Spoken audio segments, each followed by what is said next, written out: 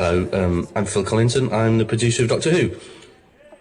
Hello, I'm David Tennant. That's my plimsolls walking into the TARDIS.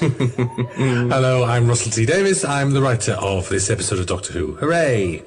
I like this little sequence. It feels like kind of here we are and we're back.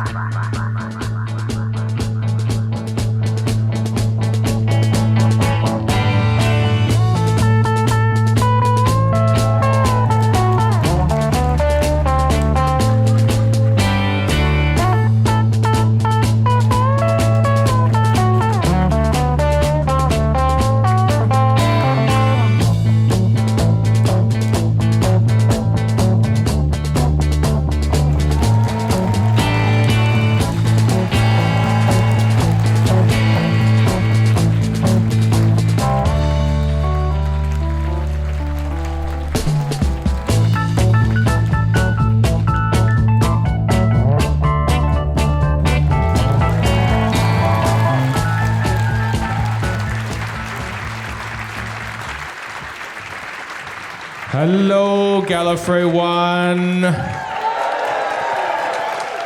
It's good to be back. I am Stephen from Edmonton. Warren from Vancouver. And Chris finding the mute button. And welcome back to Gallifrey One 2023. Welcome to Gallifrey. What is this, 33rd? Is it 33rd? I don't know. I've lost count. Yeah, that's the third that really messes you up. So. I know. Show of applause. Who was here last year? Awesome. Show of applause. Who wasn't here but are here again this year for the first time in at least 3 years? Yeah. Welcome back. And welcome back to you, Warren. You weren't here last year, so how do you feel being back, Warren, at this convention again? It's weird and normal all at once, which is the pandemic in a nutshell. That's true. Chris, what about you? About the same. It's been 3 years and it feels like 3 minutes. I know. It's amazing. Sean wasn't here to present the video, but he's very happy to tell you that all the guests at this convention are now in this convention. Folks, you are in the same city as Jodie Whittaker, the 13th Doctor. And Chris Chibnall. However, we have a great show for you today. It's jam-packed, so we better get right on with it. Our first guest played the Sixth Doctor in the 1980s and made his long-awaited return to Doctor Who in The Power of the Doctor. Please welcome the Sixth Doctor himself, Colin Baker.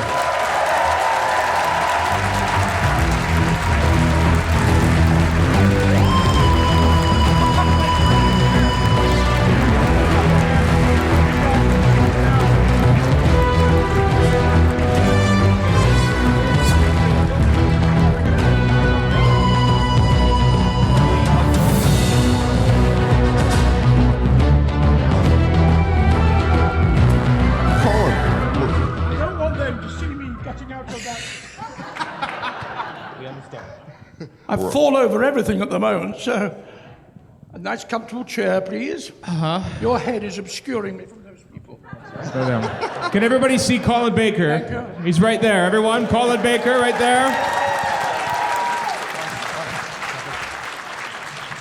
They care, don't you? Yeah, that's the creme de la creme on that side. The VIP seat. They're okay, but...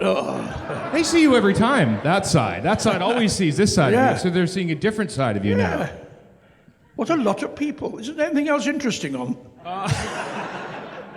Not until November, apparently. But how very nice to see you all. It's a very tall person there. That Chewbacca in the middle. It's the lights, I can't see much. No. It's good to have you back at this convention. In Doctor Who, might I say, in Power of the Doctor. You were there, of course. Yeah. We were very sneaky about that. Yeah. How did that all come about? Well, we did it a year before it was shown. So we did it, what year is it? It was the end of 21 we recorded it, which was remarkable. I'm going to sit in that chair. Okay. Do you want me to sit in this chair? No, I don't. Are you sure? What if we just kept Because then there's a bit of that going on. Is this good? Why do you think I moved? Fair enough. Not the first, won't be the last. Not true. Come and sit here. Come on, come and sit next to me. All right. I want you to. It's all right. You just that's why. That's part of why. the reason. Colin wanted a coaster, everyone. That's why he wanted to sit here. Also, Maybe you could hold more it for central. him. Yeah. I did a play once. Yes. And I missed the first few days of rehearsal. And when I arrived, the director said, "Oh, so-and-so, an actress who was in the play, she'll tell you where you're standing." And she said, "Oh, you're over there." I said, No, I see my character there, right in the centre. She said, "Oh, I was standing there." I said, "Were you?" Anyway, you always have to nail your colours to the mast, don't you? We've met before, haven't we? I thought we had. We've all met before. What's that? We've met before. We have. We have, yeah. Yeah, and I still came You back. remember us? It's been Do a you few remember years. us? It was Yeah. 2000. No, you don't have to remember us. But you I have been do. here before. Yeah. Yeah. That's great to have you back.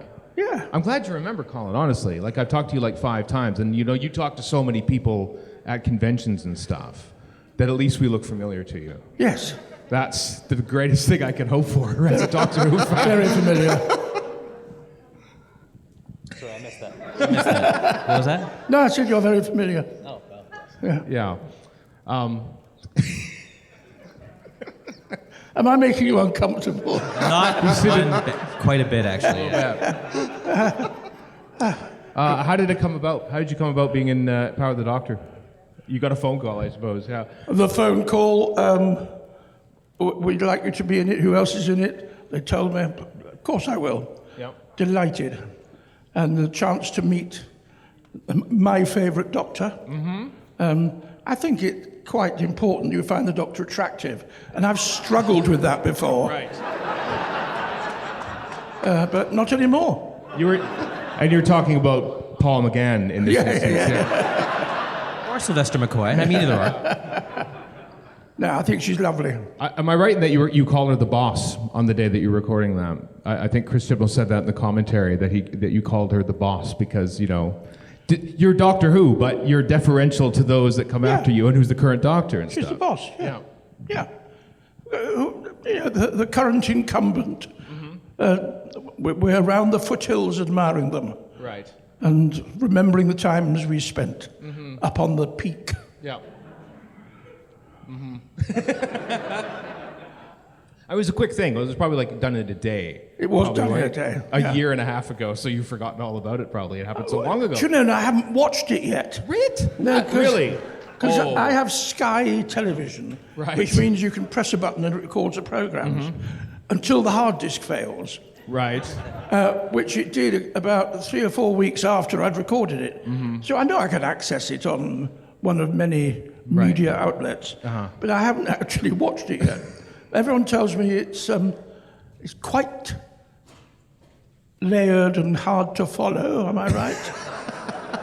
That it's not an easy watch where you could explain it to a 4-year-old what was going on. There's a lot going on. Yeah. It's a lot, yeah. But I look forward to seeing it. Yeah, you're good in it. You look good Am in I? it. Yeah, and you're wearing like a robe. Exactly. And He the does background's robes good well. in it. Yeah.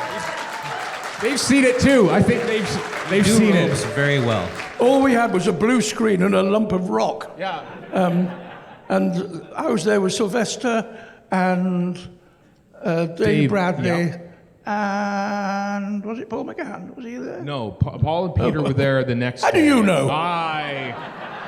It's your job to be in it. It's my job to obsess over Very it. true. Yeah. And Jodie was there the same day. And though. Jodie, of Yeah. course, yes. Yeah. Yeah, of course, she was. I wouldn't have gone if she wasn't. Yeah, she was there. Yeah. And it went very well. It was great fun to do. And I met Sacha Dhawan as well. Oh, he's great. Who I also think is, a very nice person. That's what's so lovely. Both he and Jodie are really...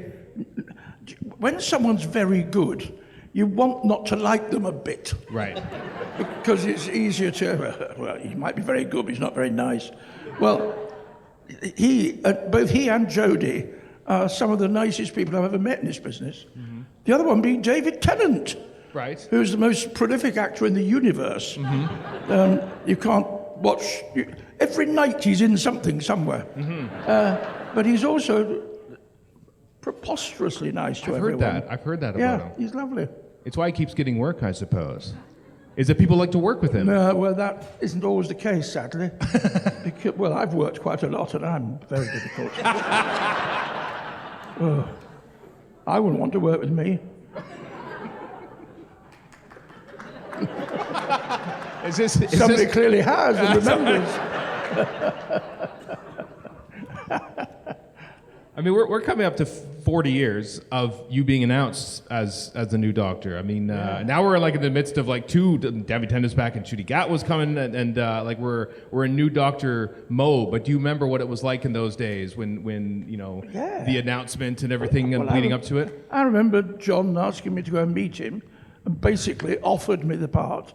No screen test. No, I mean, I'd been in it before, so he knew me, and thinking, wow, you know, that's the best part you could ever have on television, and I didn't have to fight for it. Right. It was wonderful.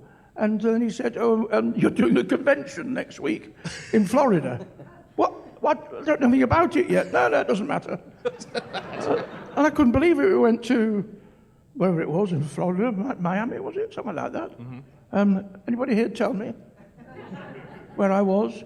Pensacola. No, it wasn't Pensacola. It wasn't Pensacola, okay. It was... Tampa. I'm just saying. No, I think it was Tallahassee. I think it was Miami. Yeah. I think it was. And I mean, this is like a tenth of the people who were in the hall when I came on. All I'd done was say, yeah, okay, I'll play the Doctor. Right. And they went ballistic. It was extraordinary. I couldn't tell them what I was going to wear. I hadn't seen a script, but it was just wonderful. It's quite heady, actually, because some people might be put off by that, thinking, oh, can I live up to this? And I thought, well, if they think I'm good without seeing me do anything, I must be. So, full steam ahead, really. Right. But it was a tiny glimpse, and one of the questions I was asked by the head of series and serials when John took me up to meet him is, are you prepared for a lifetime of adulation? I went, yeah. Yeah, I'm up for that. And look, 40 years later, I'm sitting in a room with you guys, and you're interested in what I have to say. I wish my wife was watching this. Or my 4 daughters. What? Yeah, all right. I know. Oh, God, you're in this program. Well, what's on the other side? Right. You know. They don't appreciate you, Colin, as much as we appreciate No, how much do you appreciate me? Well, by telling you that's all the time we have for today. Okay, so everyone, Colin Baker, everyone. Is that for real? I know, we're doing like 2 seconds. I thought that was a joke.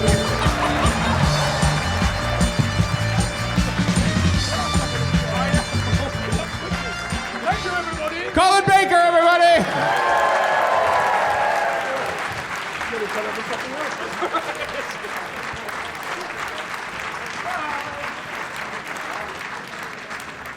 All right, we're off and rolling. Our next guests also were in the 80s, playing iconic companions, Tegan and Ace. They also returned in The Power of the Doctor. Please welcome Janet Fielding and Sophie Aldred.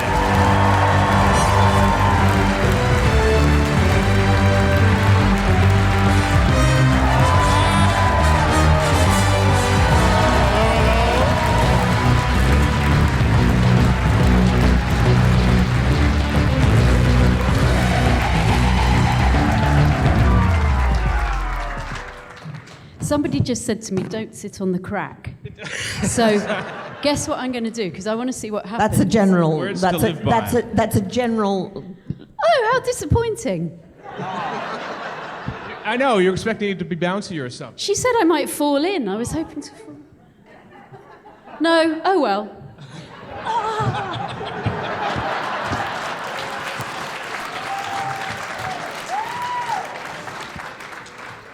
Sorry. What did you have for breakfast? I've been hanging around Sylvester McCoy too much.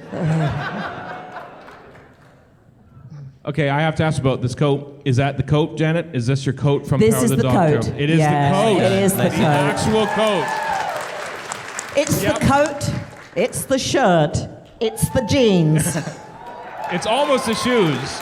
It's not quite the shoes, Yep. because the shoes were actually not as comfortable as I would thought they would be. These are more comfortable. Didn't you select the shoes? No. Oh, okay. You selected the look of the outfit, like for the first Well, time. I was given a choice, from a narrow range, and Ray Holman is just brilliant, and he'd sent me photographs of this stuff, and I thought, and then when I tried it on, I thought, yeah, he's right.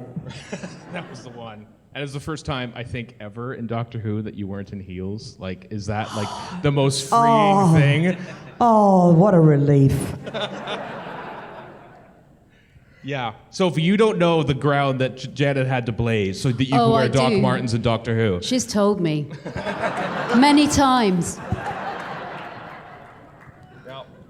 But it's her fault. See, what happened was, Big Mouth here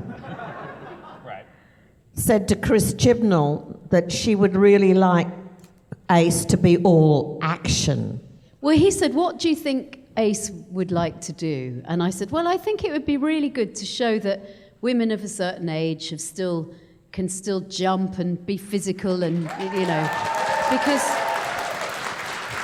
And when I'm doing take 10, or we're doing take 10 of running up those stairs, I did have a few words to say to her. They were Australian words. Very Australian. Back in the olden days, that would have been like a 6-foot staircase that you would have had to maybe shoot 3 times. But no, they give you a full-size staircase to run up now. Well, we were on location. We were in a building. That's right. Yeah. Yeah, it was a really good location. It was right in the centre of Cardiff. And it was quite funny because we were completely incognito because nobody knew that we were going to be back in it. So we had to wear these long coats, didn't we? Yeah, the things that cold water swimmers use, those moon coats. Mm-hmm. So with they the were sort hoods. of from here to Right. here. Yeah. And then we had masks on. Yeah. And then they had golf umbrellas over us like this to smuggle us into the building. We looked like mushrooms. You had your sunglasses on as well. She looked like a little character from South Park. It was really great. Who killed Kenny? You bastards. Yes. But yeah, so we were smuggled into this building because it was right in central Cardiff. And as we know, you guys are very good at searching out Doctor Who filming. I have no idea why they just don't subcontract the CIA and MI6 to Doctor Who fans. That's a really good idea. Yeah, the driver who I had actually said he was talking about you lot, and he said it's just amazing. He said they were shooting one thing right up in the hills in the middle of nowhere in Wales, almost in the mountains, I think. I can't remember what they were doing. And he said that the drivers, they had about 3 drivers, and the drivers were looking at their sat-navs and getting lost and going, where are we going? And they were sent up these winding roads and these hills and finally got to this location after going wrong loads of times, finally delivering, I think it was Jodie and Mandip, to this location in literally the middle of nowhere. Guess who was waiting for them? 3 or 4 fans, Doctor Who fans, from Poland, who'd somehow found where they were filming. You're I rest amazing. my case. There is just no need for the Secret Service. Just subcontract to the fans. It's stunning. Doctor Who fans are the most inventive species, aren't they? It's, Yeah. yeah. Extraordinary. Yeah. How did it feel then to get the call from Chris Chibnall? After so long away, and then you're back in Doctor Who. Pinch yourself. Yeah. You go, what? Actually, what happened was I got an availability via somebody I know And I used to be an agent, so I was still in contact with my old agency because Donna French, who now has the agency, is a friend. I don't know why the casting director didn't just go to Donna, but he didn't. And anyway, yeah, that's how it came via the fan network, actually. Oh, really? Yeah, So we're good for something, then, is what you're saying. definitely. Yeah. Well, I got a call. I was just at home one day and got this call from my agent saying there's been an availability check on you by Andy Pryor, who's the casting director for Doctor Who. And she said, and we know what that means. And I was so surprised, and I finished the call and I burst into tears. And my husband said, what's the matter? And I said, my agent's just said that Andy Pryor's been on for an availability check, and we all know what that means.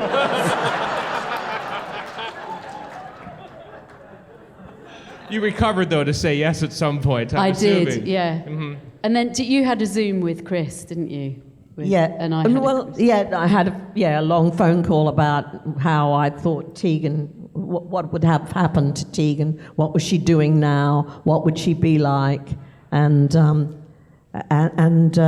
so he used that to inform. But there was a huge gap for me. I don't know about you. There was a huge gap when I didn't hear anything, and it went on for weeks and weeks and weeks. And I thought, oh well, it's obviously gone away. Right. That's a shame. But I mean, I run a youth arts charity, so I haven't been doing any acting other than Big Finish, and for years. So I was like, well, maybe that's a good thing because learning lines. I haven't had to do that for ages. Blah blah blah. Oh my God! Suddenly we get this call. Thunderbirds are go. Oh. Yeah. Well, I had a Zoom with Chris. It was great, and he said similar. What do you think Ace would be like, and what would she like? What would she be doing? And it's the first time anyone's actually listened to me and actually written what we wanted, But then he said, it was funny because he said, look, we've got this special. It's 90 minutes, but we've got another companion, and I can't tell you who that is yet because we haven't quite finalised it. We have the Daleks, the Cybermen, the Master. So he said it may only be a couple of scenes. And I remember finishing that and going, oh, what a shame, and feeling ungrateful because I thought, oh, I should be happy about this, but thinking, oh, I don't really want to do a cameo. And then going down to, before I got the script, I went down for the costume fitting to see this wonderful Ray Holman. And, I'd said to Chris, I've still got the jacket, by the way, hanging up in the wardrobe. Would you like that? And his eyes sort of swiveled to the back of his head. He said, yes. So I took the jacket in my Tesco bag down to the costume place.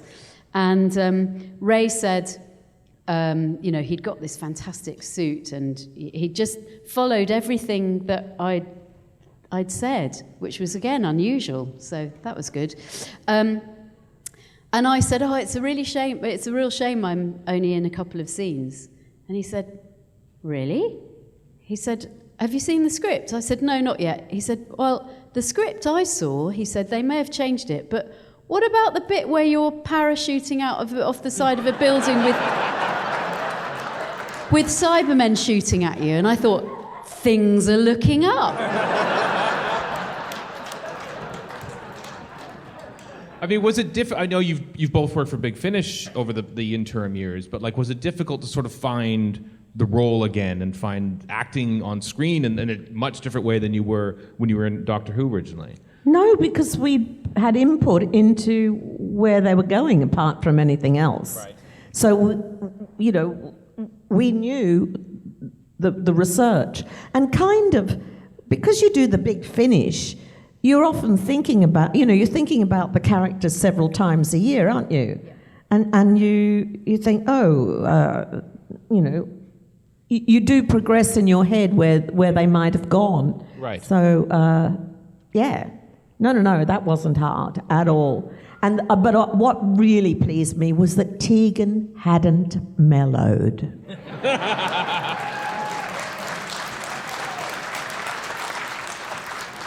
And I love that scene where you know, it's obvious that Ace has told Tegan to just cool it. Just, you know, come on. 38 years! It was great. It was lovely to see you again in that. You'll be talking about it again today. I'm doing a commentary with you for The Power of the Doctor and all throughout the weekend. So I'm glad that you have this return to glory in Doctor Who. You both deserve it. So Thank you. Thank you. Janet Fielding, Sophie Aldred. Thank you.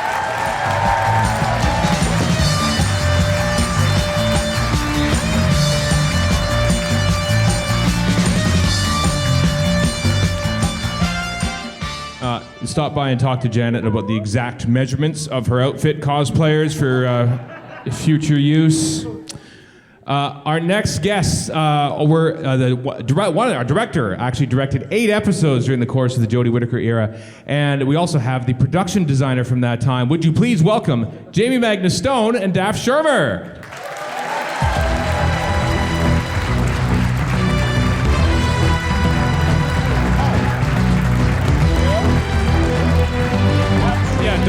Don't sit on the cracks, I'm told. Don't sit on the cracks of the couch. Shall we share? Sophie took the mic with her. Sophie tried to steal the mic, everyone. There we go. Welcome to Gallifrey One, both of yous. Thank you for having us. Thank you for having us. Thank you very much. Thank you for being here. Thank you for working on Doctor Who so diligently for the past 5 years. Been a bit longer for me. Yeah, I know you. While you were on, how long have you been on Daft? Because you were the production designer recently, but you were years before that. I think I first started 2007. Goodness me. Standby art directing, and then sort of working my way up. Right. To production. To eventually production design. Yeah, so it was very good. Mm-hmm. Yeah. And Jamie, you directed 8 episodes like in the last 2 years or something like that. That's. I did, yeah. It's kept me quite busy. I did a tiny little like a mini episode in 2013 as well. So I snuck in quite early and then went off for a bit. That's right. It was one of the things for Day of the Doctor, wasn't it, or something like the. Yeah, it was like a little mini thing for Day of the Doctor, and then they used to do them. I don't know whether they don't anymore. They used to do these kind of 5-minute episodes that went out to kind of help tee up some of the bigger ones. So I did a little tiny one of those with Jenna in the TARDIS. That's right. And they got me to shoot some extra little bits and bobs of Cyberheads falling off for Nightmare in Silver, I think it was, as well, at the same time. It was great training. It was the first thing I ever got paid for at film school. Really? Yeah, it was wow. lovely. And they just give you 8 episodes of Doctor Who. That's amazing. Yeah, like 10 years later. That's amazing. I mean, we're not out of COVID, obviously. We're in a new phase of COVID, but you were making Flux within the heart of COVID, like even before vaccines were even a thing. What challenges happened for both of you in regards to were there challenges set design wise, Daft, for making that, or? Yes. Yeah, the impact was huge. Financial, getting materials, right. Working within units. It's basically the same as, I suppose, everybody's been working to some sort of restrictions, haven't they, in their line of work. But we were used to always working at a speed, and that speed reduced dramatically. Mm-hmm. I think we picked it back up towards the end. Yeah, we did. But and I think early on the big effect of COVID was for both of us was the larger sets and those sets staying up longer. I think early on in the Halloween Apocalypse, we did a kind of it was the scene where a swarm goes into that Arctic house, and we shot that on location, and it was such a pain to shoot with the COVID restrictions. I think we could have 5 people per room, and there was lots of people watching to make sure we adhered to that. So just getting like a lens from one room to the next became this kind of human Tetris, and it just made everything so slow, and it was so hard that I think we kind of resolved to build more, which made it even harder for you, but easier for me. Yeah, we built a lot more. Like I said, the sets were staying up longer as well, so we were ending up going into other studio spaces or trying to find warehouses or whatever we could build in, really, just to keep building. Mm-hmm. And we didn't, because of COVID, we didn't go abroad as much as we would like to have. So we ended up staying closer to home, and yeah, just everything just seemed to be a build, and as ever, needing it yesterday. Right. You know. So were you designing to social distance on camera? So the people had to sort of give the illusion of being closer than they were. No, I don't think we did, because we normally build sets, with ideas of floating walls, or we always make things slightly bigger to help with that anyway. I just think it was more, we sort of had an on-set team which kept themselves to themselves, which Jamie was part of, and then we had an off-set team which was broken down into different areas. So then I think people just didn't mingle as much. We sort of kept to our bubbles. So, I think in some ways that we were actually incredibly lucky. There was so many. I mean, we were one of the few productions that was managing to continue going that year, and so many others that had tried ended up getting shut down all over the place, and we never shut down. I got COVID, managed to get COVID exactly over our 2-week Christmas break. So did John. So did Nikki. It was all. We managed to keep on going, and it was we were quite fortunate actually. Yeah. I know that some productions were with plexiglass screens. I think, didn't Coronation Street or EastEnders or something keep going, and they had to do kissing scenes? Yeah, it was EastEnders, and they had to have these, they're basically doing false perspective shots to have kissing your loved one goodbye, but they're actually 8 feet apart or something like that. You never had to employ I heard about tricks those. like that. No, thankfully we never did that. Kind of would have been fun in a weird way, an extra challenge. But no, we just sort of separated into groups, and so yeah. Yeah, and then things sort of were better, I guess, by the time Power of the Doctor came around, weren't they? Where it was still a COVID set, I suppose, but. Jodie was saying that you were allowed to hug again or something for the first time in a year. Yeah, yes. Yeah. I think the pace had picked back up then. I think we were being tested regularly, so I think everything sort of became a little bit easier and back to a little bit more normality. But we were still testing and that sort of thing. But I think nothing could have stopped people hugging at the end of Power of the Doctor. Yeah. Right. Yeah, what was your main memory from shooting the giant epic, which had to close an era, had to celebrate 100 years of the BBC, was 90 minutes long, and you're shooting it during COVID. I mean, that's easy, right? It wasn't easy, but by this point, the team was so well oiled, and we'd been through so much already. It was a really pleasurable experience. It was kind of an adventure, and there was all kinds of uphill battles to get things in the can, but it was lovely. It was just being surrounded by people that by that point I knew really well and knew what the team were capable of, and we were able to pivot and be inventive, and I had a great time on that shoot despite COVID and all the rest of it, and the people involved were amazing. Janet and Sophie I fell in love with, and I had a blast. Yeah, and with us we were very fortunate. We were a department that had been together for probably about 5 years, I think, with COVID in the middle. So we were a well-oiled machine by the end. We were sort of used to putting up a set in one day, and really, yes, the Russian Imperial set, which is sort of the main focal point. That's a set. That was a set, yeah. That was the Winter Palace, and that probably was about 4 or 3 week build. Mm-hmm. Yeah, in the olden days, 2000s. Ish. That would have been another corner of the Millennium Centre, probably in Cardiff. Yes, it probably would have. But the attitude, I think, is sort of shifted towards, instead of trying to find a location for such a thing, let's just build one in the studio. Yeah, and I think we know the speed that we can build and design, and then get it all sort of signed off, and we know what we can sort of work to and what the limits were, and we were constantly putting up and taking down a set within weeks or a couple of days. Yeah. Mm-hmm. Yeah. What I don't know. How was it an emotional set? I suppose because you are sort of closing an era when it comes to Power of the Doctor, and the fact that they're making Doctor Who right now and you two are here means that you probably aren't working on the new show right now. Yeah. And was there what was the sense on set when you're making it? Yeah, it was hugely emotional. I think especially towards the end of the shoot when people were doing kind of their last scenes. There's this. On any show, there's somewhat of that feeling where you kind of you bonded with all the people around you, and you're sad to see it end. But especially on this, that where we'd been doing it for so long, and it's such a historic show to be part of. It really felt sort of hugely significant, and yeah, it was really, really emotional. On that last day, I think there was something like maybe more than 100 people that come down just to come and have a look and be there and kind of clap Jodie off. It was, which was a lot of pressure, but it was great. Yeah, because that was the cliff edge, wasn't it? The last day was the cliff edge with the sort of telegraph pole on it. Right. That was the very last day filming. Mm-hmm. Yeah. You actually selected. Oh no, you came back and did another day after that, didn't you? I think we had like one pickup shot of a TARDIS in a street with a double standing in it or something like that. But no, I think the last day was the regeneration shot. It's all a bit of a blur now, but I think that was the last one. Did you actually like schedule it, sort of have Jodie's last scene be her last scene, and not like some pickup or something hanging off a wire or something like that?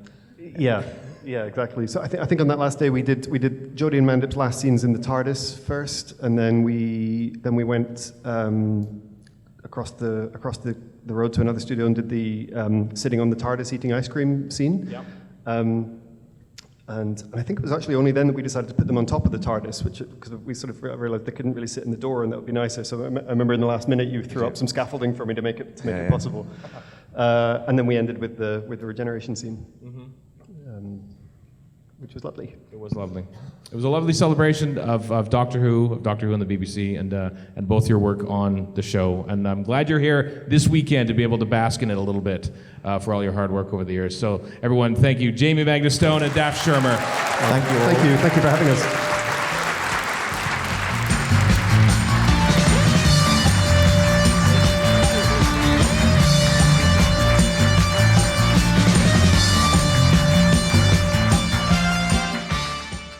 Radio. One segment to go, and I'm just looking back here and hoping that we have guests, and I don't know if we have guests yet, and I'm looking for a confirmation, and 1 minute. 1 minute. Vamp. So I'm going to have a seat right here. There we go. How you doing there, chaps? How are you doing? We're good. Yeah? That's good. Let's do a recap of the previous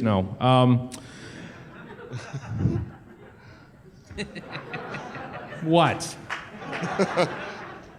We're isolating. We're in place. It's it's great. No, it was what? Let's throw a shout out to Chip. Chip Sutter's over there. Over the way. Who is technical producer. Chip's been our tech producer since 2011. When we were on the other side stage, and on here since 2012. And last year was the only person I was talking to because I was up here alone. And we gave Chip a mic, but he's silent today. But thank you, Chip. I know. It's truly great. It's like last year it was like 2182 people, I think there was like 2,700 people here.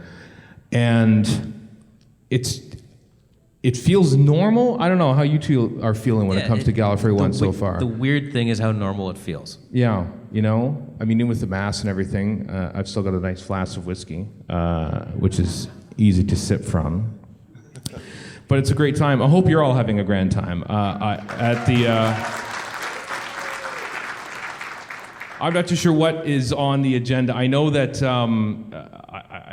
obviously Jodie Whittaker's here this year, which is massive. It's funny just because there's 2,800 people here at the convention this weekend, and it's still it's not Comic-Con. It's not 130,000 people and 8,000 people crammed into Hall H or anything, but it feels like the entire Doctor Who universe sort of centers in. If you'll forgive the expression, Gallifrey One is bigger on the inside. Because it's everyone here. Chris Chibnall is here. Yeah.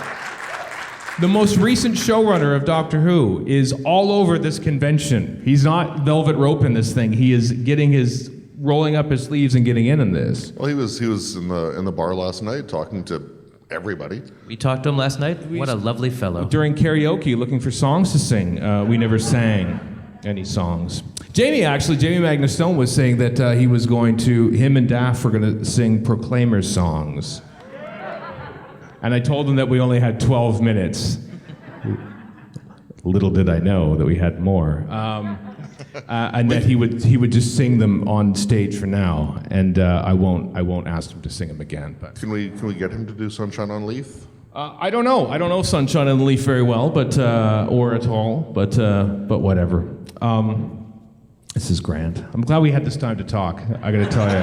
It's not like we do it ever. No, Completely scheduled. no, it's great. How are you? So I don't know if you saw online. This is spoilers, maybe. I'm not too sure, but Ncuti Gatwa has been spotted on set shooting Doctor Who.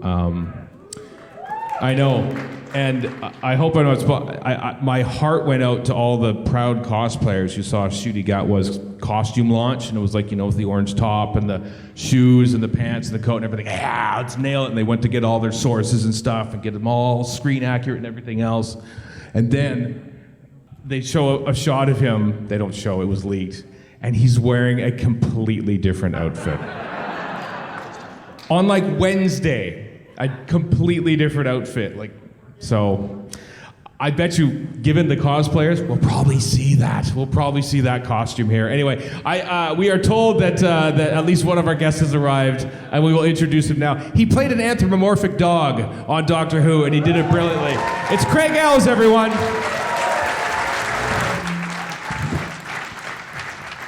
Hey, everybody. Just a few people. Hey. Just a few. Are you all right? You all right? Good. Yeah? Yeah, all good. Oh, good? You're all the way over there. I'm just I'm worried. I'm just terrified. Shall I move closer? If you want. I'll move closer. Don't sit on the crack, though. No, cracks are bad. I'm told not to sit on the crack. It's a rule for life. There we go. How you doing? I'm good. How you doing? I'm doing great. This is early days. This is your first Gallifrey One experience right here on stage. It is. And look, it's incredible. Thank you so much for having me. It's great to have you. You played a dog on Doctor Who. I did. It's I love Doctor Who that you could do that, and that you could just play just a dog, a talking dog, wielding an axe. I know. Yeah. Just your typical axe-wielding dog. How did that come about? I just sort of auditioned for the role in the regular way, and then was very lucky enough to get the job and join the Doctor Who family, which is amazing. As you all know, it feels like a bit like a blessing, really, when you get a gig like that. It's amazing. Yeah. I mean, it was a fascinating performance because you're in a dog suit. Uh-huh. But it's not like there's not Nicholas Briggs and dubbing on your voice afterwards. No. You can see your mouth, you can see your eyes and everything. Like, it was an actual performance through all that fur and latex. Yeah, it was. And part of the genius of that was the incredible prosthetics team led by a wonderful lady called Danny Marie. And the actual Carvanista prosthetics was in different sections. So there was a bit that was just attached to my chin. There was a separate bit that came across my nose and across my cheeks, and then a separate bit that went across my forehead and around my eyes, which meant that you could sort of get a few of my own expressions in as well, because obviously if it was just one piece, it would just be rigid and you wouldn't be able to see anything. But I was allowed to get some expression in there, which was great and helped very much from a performance point of view. You had great chemistry with John Bishop back and forth. Oh, he's How do wonderful. you do that with a dog face on? Well, I got to give a lot of credit to John for that, because he's just a very naturally warm and funny human being, and it sort of happened very quickly, that buddy relationship, I think this script was great as well, and it was wonderful to play some sort of grumpy space dog whose mission is to save mankind, and he's just a bit like, oh, okay, if I've got to. So that was just a great dynamic to play with anyway. And like I said, John is just wonderful, as was the whole team. So Yeah. I mean, when you're acting behind all that, and I'm complimenting you on your technique and stuff, do you have to sort of go bigger? Like, if you're doing it with just your face in the mirror, the expression that you make there isn't going to come through when you're wearing the costume. Yeah, no, you're right. There's a lot of sort of facial gymnastics going on underneath the prosthetics, just to make sure that if you're surprised or angry, that that comes across. Right. But again, the prosthetics were so amazing that it sort of made it quite easy in the end to do that. Excellent. Well, I see in the wings there we have another guest. Would you please welcome, playing a shot, Patrick O'Kane.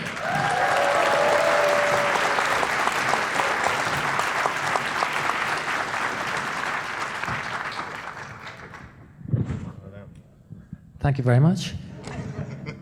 We're talking about acting behind masks, which is something you had great experience on playing a shot on Doctor Who, Patrick.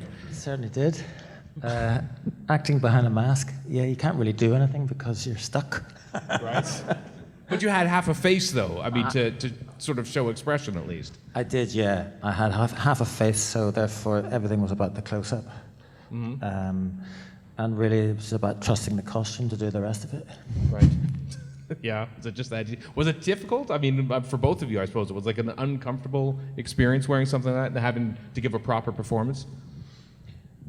It was very uncomfortable. Right. It was also at a particularly hot time of year. Mm-hmm. We very rarely get really hot summers in the UK, but that was a particularly hot summer, and I happened to be filming my parts in the hottest part of the hot summer. Nice, nice. So it was like I was like a waterfall, because I think I had 4 layers on. So I had a silk layer, then I had a neoprene layer, then I had another layer, the plastic layer, then I had the fiberglass on top of that. You got the silk layer. Yeah. They must have liked you. Not enough. Did you at least have range of motion to like sit and relax between takes, or? I couldn't sit because to sit would have broken the costume, but also would have broken me. They'd have been picking fiberglass splinters out of me for years to come. And then they. But I think you had this as well. We had a leaning board, and they had armrests just about shoulder height. So they leaned the board. It was an 8x4 sheet of plywood, which they then leaned against a wall. But then they had to find a wall to lean it against, and it was never where any of the other actors were. So I would be found loitering in a dark corner somewhere, sucking on a straw. That'd be a great way to freak people out there. Just standing in a dark corner, here's this Cyberman. I think sometimes they forgot about me. Because it would go very quiet, and then you'd realize, oh, they've called rap. As long as the check clears. Absolutely. What was your I mean, hopefully this isn't the end for either of you in Doctor Who, but what was your overriding memories about being in this show, this crazy mad show? Yeah, I mean, fingers crossed it's not the end. It'd be lovely to go back. But what's my biggest memory? I think just getting the call to say, yes, they've picked you. And this was one of those, oh my God moments, you know, I'm going to do it. So yeah, that for me was a high spot, as well as just what an incredible team it is that makes that show work. I mean, there are hundreds and hundreds of people behind that camera. We each, when you play a character like ours, it's a real treat, but there is a small army of people looking after you to make sure that you can get from A to B, that you can stand, that you can drink. Because I had all the fur around my mouth, I couldn't eat. So the prosthetics, I was normally in the prosthetics chair about 4 a.m. And then once it's on, if it was a long day and I didn't finish till 6, I literally drank protein shakes and energy drinks through a straw to get me through the day. So there's a constant team of people around you making sure that you don't collapse, basically. And everybody's brilliant. Everybody is at the top of their game. So I think that for me, is the thing I remember most. You didn't have to rely on a wall, on an 8x4 plank of wood. I managed to make it to a stool. Sorry, Patrick, I got a stool. No silk, though, just a stool. No silk. Okay, well, I'll swap my ass for your ass. I mean, Patrick, you weren't aware of this, but in February of 2020, in this very room on that screen, we watched The Haunting of Villa Diodati, and your appearance on that was electrifying. It's rare to have a Doctor Who, viewing experience in a huge auditorium. But what was your main memory of being a pretty dark villain in a shot in Doctor Who? Well, I had the best time. It's like when you play the bad guys, you get the best costumes, you get the best weapons, and you get the best lines quite often, you know. So, but even the people who were making Doctor Who on a regular basis were kind of surprised when I when I declared that I would have slit the throats of. I did slit the throats of my children. You did. What a line. Yeah. Yeah. So any kind of residual sympathy went out the window, and then you just think, oh, just go with it. You know.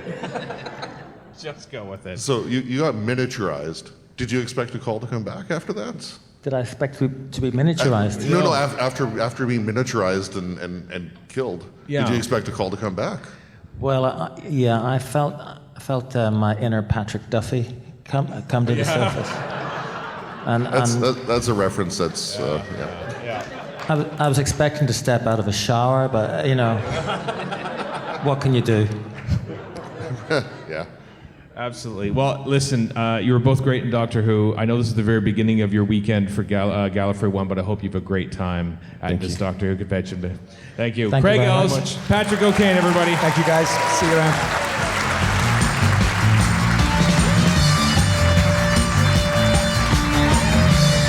Thank you, gentlemen. And there we go, another one in the books. After this, everyone, it's Gallifrey One. The convention is happening. The dealer room is happening. All sorts of panels are happening. It's going to be a grand time, as always. So go out there and enjoy it and be safe and have a good time. All right, until next time, I am Stephen in Edmonton. Warren in Los Angeles, let's be honest. And Chris saying things incorrectly. Have a good time, everybody. Thanks, everyone.